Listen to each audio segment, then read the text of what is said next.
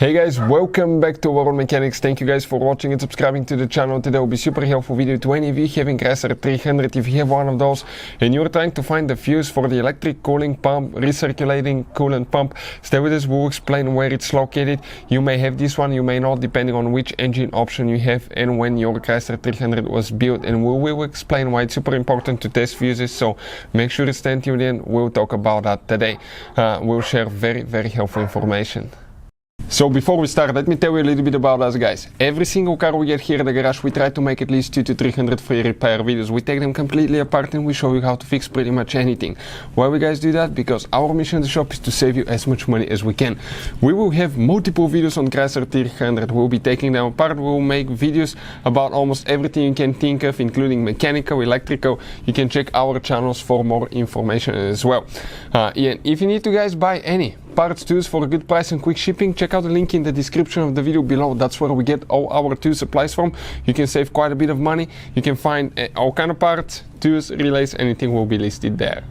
So specifically guys, this is the 3.6 engine. Most of the V8s will have the recirculating pump guys. V6 often will not, but we wanted to make the video to show you for any of you that need help with that. You have one notch here, you squish towards each other, you pull the lid, flip it on the side. Here you have the fuses and the relays located right here. If you guys have the recirculating coolant pump, this is known as engine cooling pump guys. This is the one that's electric and practically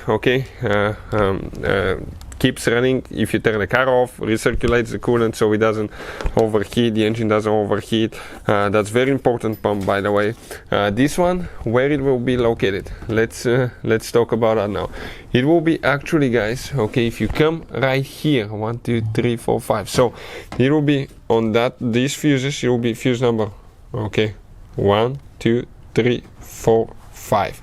You will have that fuse right here, and the coolant pump will be a 40 amp fuse guys, 40 amp fuse right here.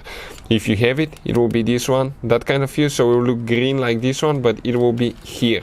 It's very important to test these fuses because sometimes it's hard to see through the glass if they're burnt or not, so remove them, test them.